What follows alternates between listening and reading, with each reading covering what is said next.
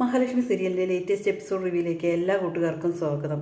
മഹാലക്ഷ്മി ദേഷ്യം കൊണ്ട് മോഹിനിയോട് ഇങ്ങനെ പറയണം കേട്ടോ, ഇയാൾ ഞാൻ കണ്ണേട്ടൻ്റെ അച്ഛനെ കൊന്ന കാര്യം എനിക്ക് അന്നു മുതൽ അറിയായിരുന്നു. ഇയാൾ ശരിക്കും ജയിലിൽ പോയി കിടക്കേണ്ട ആളാണ്. ഞാൻ വേണ്ട വേണ്ട എന്ന് പറഞ്ഞിട്ടാണ്. ഇനി അമ്മയെ എന്തെങ്കിലും ഉപദ്രവിച്ച് കഴിഞ്ഞാൽ എനിക്കത് ചിലപ്പോൾ കണ്ണേട്ടനോട് തന്നെ പറയേണ്ടി വരും എന്നിങ്ങനെ പറയണം കേട്ടോ. അതിനുശേഷം പ്രതാപൻ വാമദേവനെ കാണാൻ വേണ്ടി പോവുകയാണ് കേട്ടോ.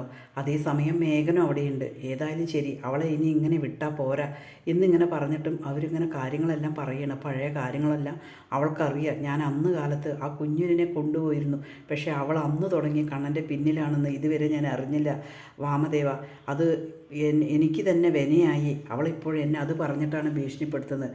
അഥവാ ഞാൻ തന്നെ ജയിലിൽ പോയാൽ തന്നെയും കൂടി ഞാൻ എന്തായാലും വിളിക്കും എന്നിങ്ങനെ പറയണം. എനിക്ക് പറയേണ്ടി വരും, അതാണ് അതിൻ്റെ അവസ്ഥ എന്നിങ്ങനെ പറയുമ്പോൾ വാമദേവൻ പറയുന്നുണ്ട്, നിങ്ങളോട് ഞാൻ പല പ്രാവശ്യമായില്ലേ പറയണു, അവൾ ദൈവത്തിൻ്റെ അംശമുള്ള പെണ്ണാണ്. അവൾക്ക് വേണ്ടി എന്ത് ചെയ്തെങ്കിലും നമ്മളാണത് തിരിച്ചാവണേ. എൻ്റെ അവസ്ഥ അപ്പം നിനക്കറിയില്ലേ എന്നിങ്ങനെ പറയുമ്പോൾ സീമന്തിന് പറയണേ, ഇനി നീയും അച്ഛനെ പോലെ തന്നെ പിന്നിൽ കടന്നിട്ട് അവനാണ് എല്ലാ ചിലവുകളും നടത്തുന്നത് ഇവിടെ. ഇനി നീ അവൻ്റെ പിന്നിൽ നടന്നു കഴിഞ്ഞാൽ നീ ഇതുപോലെ ആയിക്കഴിഞ്ഞാൽ എനിക്ക് നോക്കാൻ സാധിക്കില്ല.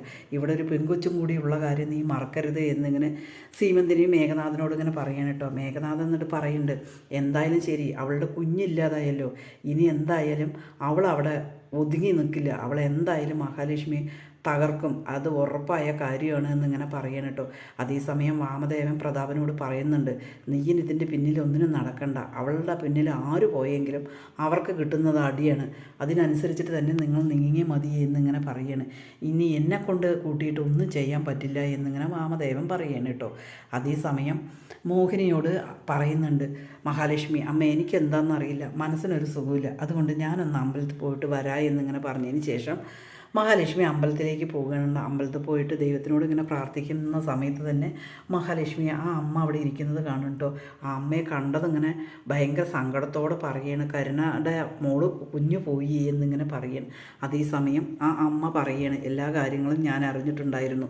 അവർ നിനക്ക് വെച്ച പായസമാണ്, നിനക്കും കണ്ണനും വെച്ച വിഷമാണ് മോളെ, അതാണ് അവർ വെച്ച ആൾ തന്നെ കുടിച്ചത്. ആ വൈദ്യനാണ് അവിടെ ആ സിദ്ധം വന്നിട്ട് ആ പായസം മാറ്റിയത് കൊണ്ട് മാത്രമാണ് മോള് രക്ഷപ്പെട്ടത്. മോൾ മറ്റുള്ളവരുടെ കുഞ്ഞിന് വേണ്ടി മോള് കരയണ്ട. മോൾക്ക് എന്തായാലും ശരി, മോളുടെയും കണ്ണൻ്റെയും തായ കുഞ്ഞുണ്ടാവും, അത് ഉറപ്പായ കാര്യമാണ് എന്നിങ്ങനെ ആ മുത്തശ്ശി ഉറപ്പ് കൊടുക്കുകയാണ് കേട്ടോ.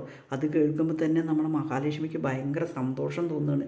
എന്തെന്നറിയാത്ത സന്തോഷം പറഞ്ഞാൽ, കാരണം ഈ മുത്തശ്ശി പറഞ്ഞത് ഇന്ന് വരെ പാഴായിട്ടില്ല. പിന്നെ ആ കരുണ നിങ്ങൾക്ക് വേണ്ടി വെച്ച വിഷമാണ്, അതാണ് മോളെ, അവൾക്ക് കർമ്മഫലമാണ്, അവൾ ചെയ്തതിനുള്ള ശിക്ഷയാണ് കിട്ടിയത്, മോൾ അതിനെപ്പറ്റി ആലോചിക്കണ്ട എന്നിങ്ങനെ മുത്തശ്ശി പറയണം കേട്ടോ. മഹാലക്ഷ്മിക്ക് ഭയങ്കര സന്തോഷമാണ്. പിന്നീട് കാണിക്കുന്നത് സാഗറാണെങ്കിൽ ചുമട്ട് പണിക്ക് പോയിരിക്കണം കേട്ടോ. വാർക്കപ്പണിക്ക് പോയിട്ട് ഭയങ്കര ക്ഷീണിച്ച് അവശനായിരിക്കണം കേട്ടോ. പണിയെടുക്കാനൊന്നും വയ്യ. അത്രയും വിഷമത്തോട് കൂടിയിട്ട് പണിക്കാരൊക്കെ ചോദിക്കേണ്ടത്, എന്താ നിനക്ക് വയ്യേ എന്നിങ്ങനെ ചോദിക്കണം. സാരമില്ല, ആദ്യമല്ലേ, അതുകൊണ്ട് കുറച്ച് ബുദ്ധിമുട്ടുണ്ടാവുമായിരിക്കും, പിന്നെ അത് തനിയെ പതിയെ പോയിക്കോളും ആ ബുദ്ധിമുട്ട് എന്നിങ്ങനെ പറയണം കേട്ടോ. അതിനുശേഷം സാഗർ പൈസയൊക്കെ കിട്ടി കടയിൽ പോയിട്ട് കുറേ സാധനങ്ങളൊക്കെ ആയിട്ട് ഓടി വരികയാണ് കേട്ടോ. അത് വരുന്നതേ മഞ്ജു കാണുകയാണ്. മഞ്ജു ഓടിപ്പോയി ഗ്രില്ലൊക്കെ തുറന്നിട്ട് സാഗർ കുറേ സാധനങ്ങളൊക്കെ കൊണ്ടുവരുന്നുണ്ട്. അത് എവിടെ നിന്നാണ് ചോദിക്കും. ഞാനൊരു ജോലിക്ക് പോയി, അതിൽ നിന്ന് കിട്ടിയ പൈസയും കൊണ്ടാണ് കുറച്ച് സാധനങ്ങൾ വാങ്ങിയത് എന്ന് പറയും. ബാക്കി പൈസ ഇങ്ങനെ സാഗർ മഞ്ജുവിൻ്റെ കയ്യിൽ കൊടുക്കണം കേട്ടോ. പെട്ടെന്ന് തന്നെ മഞ്ജു ഇങ്ങനെ നോക്കുമ്പോൾ സാഗർ ഭയങ്കര ക്ഷീണിതനായിരിക്കും കേട്ടോ. എന്താ അത്, ഭയങ്കര ക്ഷീണമുണ്ടല്ലോ എന്നിങ്ങനെ ചോദിക്കും. ആ പരിചയമില്ലാത്ത പണി ചെയ്യുമ്പോൾ ക്ഷീണം ഉണ്ടാവുമല്ലോ മഞ്ജു എന്നിങ്ങനെ പറഞ്ഞിട്ട് സാഗർ പോയിട്ട് കിടക്കാൻ പോവാണ് കേട്ടോ. പക്ഷേ നമ്മുടെ മഞ്ജു ആ പൈസ കയ്യിൽ വെച്ചിട്ട് ഭയങ്കര സങ്കടത്തോടു കൂടി നിൽക്കുകയാണ്. ഇത്രയും നല്ലൊരു മനുഷ്യനെയാണല്ലോ തനിക്ക് കിട്ടിയത് എന്നുള്ള സന്തോഷവും സങ്കടവും കൂടി നിൽക്കുകയാണ്.